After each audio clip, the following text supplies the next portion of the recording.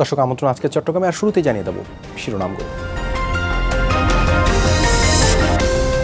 চট্টগ্রামে করোনায় আরও 17 জনের মৃত্যু। পরীক্ষামূলক ভ্যাকসিন ক্যাম্পেইনের প্রথম দিনে 2 লাখ টিকা দেওয়ার প্রস্তুতি। আগামীকাল যে ক্যাম্পেইন সারা দেশব্যাপী শুরু হচ্ছে, সেই ক্যাম্পেইনে আমরা এই ভ্যাকসিনগুলো ব্যবহার করব। বৃষ্টি জলাবদ্ধতায় ক্ষতবিক্ষত বন্দর নগরীর নিচু এলাকার বেশিরভাগ সড়ক, চলাচলে সীমাহীন দুর্ভোগে মানুষ।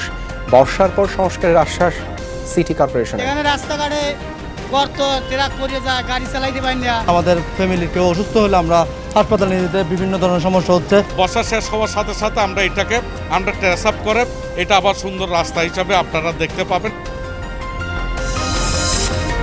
চট্টগ্রামে নিত্যপণ্যের বাজার ঊর্ধ্বমুখী, দিশেহারা ক্রেতারা। সাগরে মাছ ধরা শুরু হলেও কমেনি দাম। এতক্ষণ শিরোনাম দেখছিলেন, এবারে বিস্তারিত। চট্টগ্রামে গেল 24 ঘন্টায় করোনা আক্রান্ত হয়ে আরও 17 জন মারা গেছে। নতুন শনাক্ত 1114 জন। মারা যাওয়া 17 জনের মধ্যে শহর এলাকার 8 জন এবং গ্রামাঞ্চলের 9 জন। এই নিয়ে চট্টগ্রামে মৃতের মোট সংখ্যা দাঁড়ালো 1036 জনে। সিভিল সার্জন কার্যালয়ের তথ্যমতে গত 24 ঘন্টায় 3777 জনের নমুনা পরীক্ষা করা হয়। এর মধ্যে 1114 জন পজিটিভ। শনাক্তের হার 29.49%।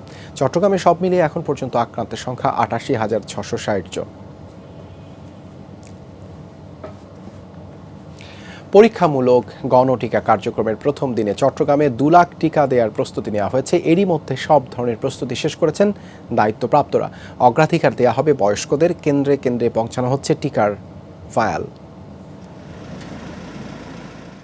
সকালে ঢাকা থেকে চট্টগ্রামে এসে পৌঁছে মডার্না, সিনোফার্মা এবং অ্যাস্ট্রাজেনিকার 3,09,600 ডোজ করোনার টিকা। পরীক্ষামূলক টিকা কার্যক্রম সামনে রেখে আগামীকাল সকালের মধ্যেই প্রতিটি কেন্দ্রে পৌঁছে দেয়া হবে এসব টিকা।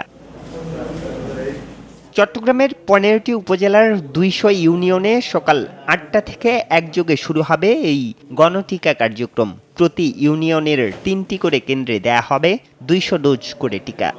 এই ভ্যাকসিনগুলো আমরা আগামীকাল যে ক্যাম্পেইন সারা দেশব্যাপী শুরু হচ্ছে, সেই ক্যাম্পেইনে আমরা এই ভ্যাকসিনগুলো ব্যবহার করব।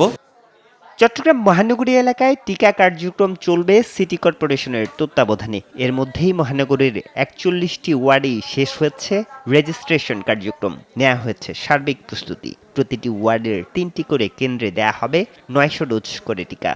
আগাম ভিত্তিতে যারা সর্বপ্রথমে আসবেন, যে 300 রেজিস্ট্রেশন কার্ড যদি আমরা ফিল আপ হয়ে যায়, আমরা বাকিদেরকে বলবো যে 14 তারিখ থেকে যাতে তারা অযথা ভিড় না করে, 14 তারিখ থেকে যাতে আবার টিকা কার্যক্রম শুরু হলে তারা যাতে পার্টিসিপেট করে। তবে স্বাস্থ্য অধিদপ্তরের এক এক সময়ে এক এক সিদ্ধান্তের কারণে বিপাকে পড়েছেন স্থানীয় জনপ্রতিনিধিরা।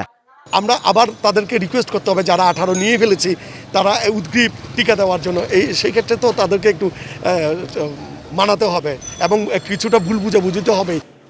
মহানগরী এবং উপজেলা মিলিয়ে আগামীকাল একদিনেই 2 লাখ টিকা দেয়া হবে চট্টগ্রামে। মহানগরী এলাকায় দেয়া হবে মডার্না এবং উপজেলায় দেয়া হবে সিনোফার্মার টিকা। আরিফুর রহমান সবুজ, যমুনা নিউজ, চট্টগ্রাম। আরও জানাতে যুক্ত হচ্ছেন সহকর্মী আল আমিন শিকদার। আল আমিন, পরীক্ষামূলক এই কার্যক্রম নিয়ে স্বাস্থ্য বিভাগ কতটা আশাবাদী? লকডাউন কোনো প্রভাব ফেলবে কি?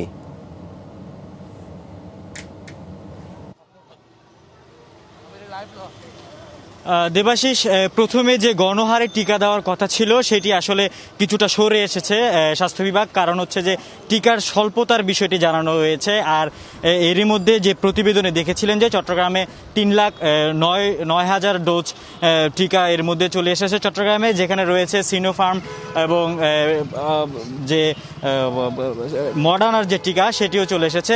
নগরব্যাপী দেওয়া হবে মডার্নার টিকা এবং উপজেলা ভিত্তিক সিনোফার্মের টিকাটি দেওয়ার সিদ্ধান্ত নেওয়া হয়েছে। আর লকডাউনের যে প্রভাবটি জানতে চেয়েছেন, লকডাউনের কোনো প্রভাব পড়বে না বলে তারা জানিয়েছেন। কারণ লকডাউন বলতে গেলে এখন একেবারেই শিথিল পর্যায়ে বলা যায়। কঠোর লকডাউন শেষ পর্যায়ে যে আবার যে বাড়ানো হয়েছে, সেখানে দেখা যাচ্ছে যে সব ধরনের গাড়ি চলাচল করছে। গণপরিবহন আপনারা দেখতে পাচ্ছেন যে দাঁড়িয়ে আছে।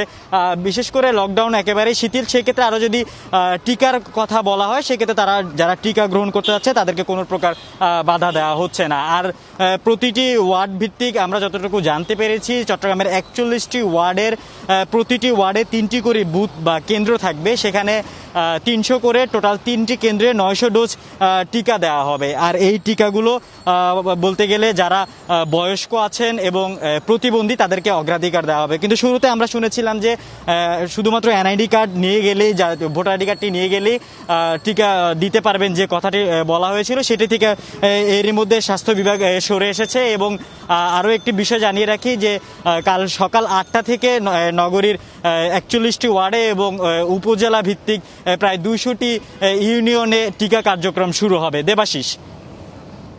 ধন্যবাদ আলামিন যুক্ত হবার জন্য। এবারে পাহাড়ে গণটিকার প্রস্তুতির খবর জানাতে বান্দরবান থেকে যোগ দিচ্ছেন বাটিং মার্মা।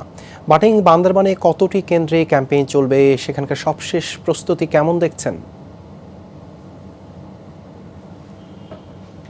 হ্যাঁ দেবাশিস, একটা দুঃসংবাদ দিয়ে নিউজটা শুরু করি। আজকে এই সদর হাসপাতালে সকাল 7টায় করোনা রোগে 38 বছরের এক মহিলা মারা গেছে। এটি খুবই একটা দুঃখজনক। আর এদিকে আজকে শুক্রবার বিধায় করোনার টিকার কেন্দ্রগুলি বন্ধই রয়েছে, হাসপাতালের লোকজন তেমন নেই। আর আগামীকাল যে পূর্ব ঘোষিত তারিখ অনুযায়ী আগামীকাল যে আপনার বান্দরবনের 33টি ইউনিয়ন, বান্দরবনের 33টি ইউনিয়ন এবং একটা পৌরসভায়, অর্থাৎ আপনার 108টি বুথে যে 21,000 জনসাধারণকে এই করোনার টিকা ভ্যাকসিন প্রয়োগ করা হবে। এই জন্য প্রস্তুতি সম্পন্ন হয়েছে। আজকে আমি সকালে এই সিভিল সার্জনের সাথে কথা বলছি।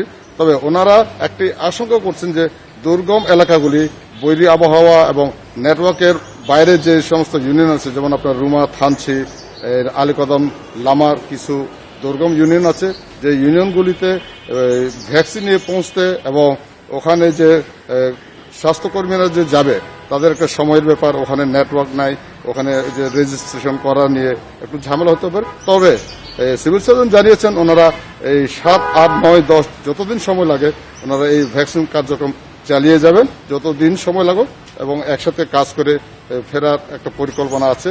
আর আমাদের এই বান্দরবনে আপনার লকডাউনের কথা যদি বলি, বান্দরবনে আসলে লকডাউন বলতে নেই, সবাই যার ইচ্ছে মতো ঘুরে ফেরে চলতেছে, শুধু গণপরিবহন চলছে না, তবে ছোট ছোট গাড়ি চলছে। হ্যাঁ দেবাশিস, এই ছিল টিকার কার্যক্রম নিয়ে আমার কাছে সর্বশেষ সংবাদ। ধন্যবাদ বাটিং যুক্ত হবার জন্য। টানা বৃষ্টি আর জলাবদ্ধতায় ক্ষত বিক্ষত চট্টগ্রামের নিচু এলাকার বেশিরভাগ সড়ক। সবচেয়ে বেশি দুরবস্থা বন্দরটিলা সড়কের অসংখ্য খানাখন্দ আর গর্তের কারণে জনদুর্ভোগ চরমে। চলাচলের নরক যন্ত্রণা পোহাচ্ছে স্থানীয়রা, বিকল হচ্ছে গাড়ি। বর্ষার পর সংস্কারের আশ্বাস সিটি কর্পোরেশনের। বিশাল এই ঢেউ দেখে বোঝার উপায় নেই যে এটি একটি সড়ক। এলিভেটেড এক্সপ্রেসওয়ের নির্মাণ কাজের কারণে চট্টগ্রাম মহানগরীর বন্দরটিলা থেকে সল্টগোলা ক্রসিং পর্যন্ত 2 কিলোমিটারের এই সড়কে দুর্ভোগ এখন চরমে। খানাখন্দে জমেছে বৃষ্টির পানি, অনুমানে ভর করে চলছে যানবাহন।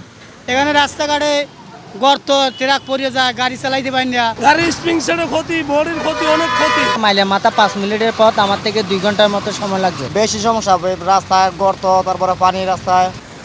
ক্ষতবিক্ষত এ সড়ক দিয়ে চলাচলে পোহাতে হচ্ছে নরক যন্ত্রণা। সঠিক সময়ে হাসপাতাল, অফিস সহ বিমানবন্দরে পৌঁছাতে না পারার অভিযোগ স্থানীয়দের। সামান্য বৃষ্টির কারণে রোডের অবস্থা খুব খারাপ। যথাসময়ে অফিসে যেতে ঠিকমতো পৌঁছতে পারে না, লেট হচ্ছে। বাসা থেকে 5 মিনিট 10 মিনিট সময় নিয়ে বের হই অফিসে যাওয়ার জন্য। আমাদের ফ্যামিলির কেউ অসুস্থ হলে আমরা হাসপাতালে নিয়ে যেতে বিভিন্ন ধরনের সমস্যা হচ্ছে। গর্তে পড়ে প্রায়ই ঘটছে দুর্ঘটনা, হতাহত হয়েছেন কয়েকজন, বিকল হচ্ছে অনেক গাড়ি। আমাদের একটা গাড়ি উল্টে গেছে, কয়েল লোড নয়, এরকম গাড়ি তো প্রচুর গাড়ি এরকম হয়। একজন পথচারীও কিছুদিন আগে উল্টায় পড়ে যাওয়ার কারণে একটা পথচারী মারা গেছিল। শিল্প কারখানার লক্ষাধিক শ্রমিকের পাশাপাশি সড়কটি দিয়ে চলাচল করে আমদানি রপ্তানি পণ্য বোঝাই ভারী যানবাহন। বর্ষার পর সড়কটি সংস্কারের আশ্বাস সিটি কর্পোরেশনের। জনগণ একটু দুঃখ দুর্দশা একটু বেড়ে গেছে। বর্ষা শেষ হওয়ার সাথে সাথে আমরা এটাকে ট্রেস আপ করে এটা আবার সুন্দর রাস্তা হিসাবে আপনারা দেখতে পাবেন। আল আমিন শিকদার, যমুনা নিউজ, চট্টগ্রাম। চট্টগ্রামের সিআরবিতে প্রকৃতি ও পরিবেশ ধ্বংস করে বেসরকারি হাসপাতাল নির্মাণের সিদ্ধান্তের প্রতিবাদে মানববন্ধন করেছে বিভিন্ন সংগঠন। বিকেলে সবুজ বাঁচাও, সবুজে বাঁচো স্লোগানে চট্টগ্রামের ফুসফুস খ্যাত সিআরবির প্রকৃতি ও পরিবেশ রক্ষায় মানববন্ধন করেছে 94 ফোরাম নামের একটি সংগঠন। মানববন্ধনে বক্তারা বলেন, হাসপাতাল হোক সেটা অন্য কোথাও, কিন্তু চট্টগ্রামের প্রাকৃতিক ঐতিহ্য সিআরবিকে ধ্বংস করে হাসপাতাল আমরা চাই না, হাসপাতাল করতেও দেওয়া হবে না। এ সময় 94 ফোরামের নেতৃবৃন্দরা উপস্থিত ছিলেন।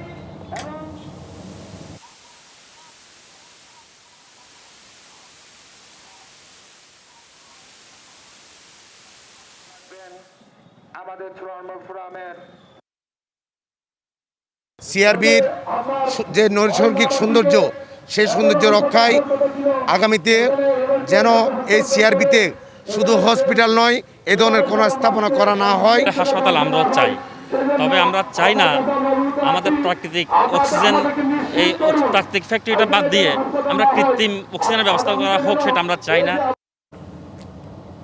চট্টগ্রামে নিত্যপণ্যের দামের ঊর্ধ্বমুখীতে নাকাল সাধারণ মানুষ। বেড়েছে তেল, চিনি, ময়দার দাম। বৃষ্টির অজুহাতে সবজির দামেও আগুন।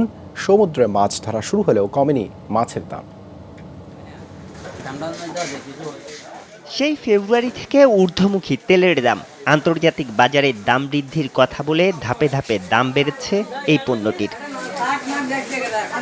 একই অজুহাতে চলতি সপ্তাহে আরেক দফা বেড়েছে খোলা ভোজ্য তেলের দাম।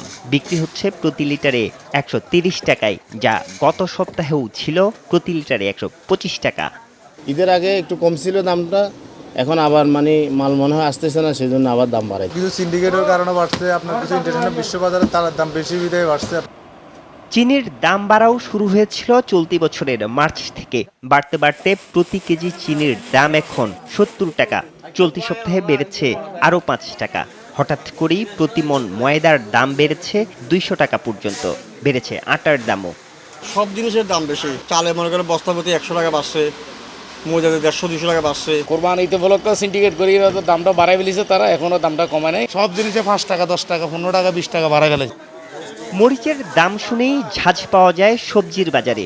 এক লাফে 80 টাকা থেকে বেড়ে প্রতি কেজি কাঁচা মরিচ বিক্রি হচ্ছে 160 টাকা। বৃষ্টির কারণে সরবরাহ নেই এমন অজুহাতে প্রতিটি সবজির দাম বেড়েছে কেজি প্রতি 10 থেকে 15 টাকা পর্যন্ত। বাজার মাল কম আসছে। এখন 2 দিন আগে ছিল মরিচ 70 টাকা, 80 টাকা, আজকে 150 টাকা মরিচ কেজি। এখন সব প্রায় সবজি 30 টাকা ছিল, এখন কিন্তু সব প্রায় সবজি 50-60 টাকার উপরে। টানা বৃষ্টির কারণে সবজির দাম একটু বাড়তে, এখন বৃষ্টিতে গাছগাছালি নষ্ট হচ্ছে।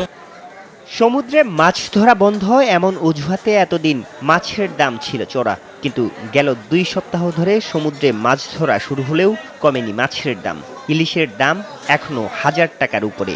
ইলিশ মাছ তো মোটামুটি এখনো ফুল পড়ে নাই, আস্তে ধীরে পড়তেছে আর কি, আস্তে ধীরে পড়তেছে, সেই জন্য একটু দাম একটু বেশি। এখন তো সমুদ্রের মাছ ধরা স্টার্ট হয়েছে, কিন্তু সিঙ্গেলের কারণে মাছগুলো ধরতে পারতেছে না, যার কারণে বাজারে মাছ কম। তবে কিছুটা হলেও স্বস্তি মুরগি, গরু এবং ছাগলের মাংসের দামে। আরিফুর রহমান সবুজ, যমুনা নিউজ, চট্টগ্রাম। শেখ কামালের 72 জন্মদিন উপলক্ষে কয়েকশো অসহায় পরিবারের মাঝে চাল বিতরণ করা হয়েছে। কেন্দ্রীয় যুবলীগের ঘোষিত কর্মসূচির অংশ হিসেবে চট্টগ্রামে যুবলীগ নেতা দেবাশিস পাল দেবুর উদ্যোগে চলে এই কার্যক্রম। নগরের 38 নম্বর ওয়ার্ডে বৃহস্পতিবার বিকেলে 3 শতাধিক অসহায় পরিবারের মধ্যে এসব চাল বিতরণ করা হয়। এ সময় উপস্থিত ছিলেন যুবলীগ নেতা ইমতিয়াজ হোসেন সুমন, মোহাম্মদ জাবেদ, ফয়সাল আলম সহ আরও অনেকে।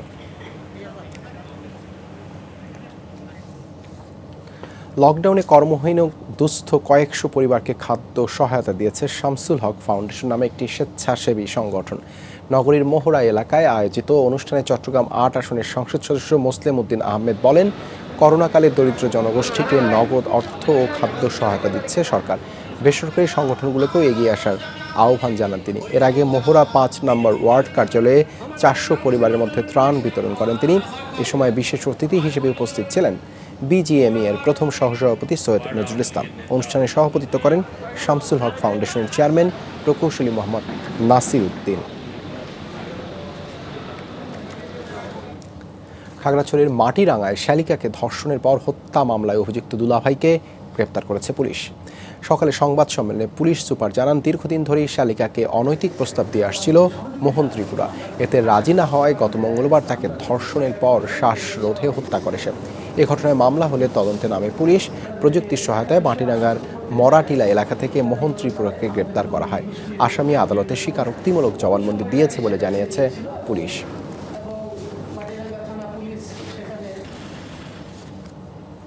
করোনা মহামারী থেকে মুক্তি কামনায় রাঙামাটিতে প্রার্থনা অনুষ্ঠিত হয়েছে। বন্দুক ভাঙা ইউনিয়নের উদ্যোগে সকালে রাজবন বিহারে প্রার্থনা করেন পুণ্যার্থীরা। এছাড়া অনুষ্ঠানে বুদ্ধ মূর্তি দান, সংঘদান, অষ্ট পরিষ্কার দান, হাজারবাতি দান সহ চলে ধর্মীয় নানা আনুষ্ঠানিকতা। বনফান্তের অস্থায়ী বেদিতে পুষ্পাঞ্জলির মাধ্যমে স্মরণ করা হয়েছে মহাস্থবীর বনফান্তেকে। পরে ভিক্ষু সংঘকে ফুলের তোড়া দিয়ে বরণ করে নেন পুণ্যার্থীরা।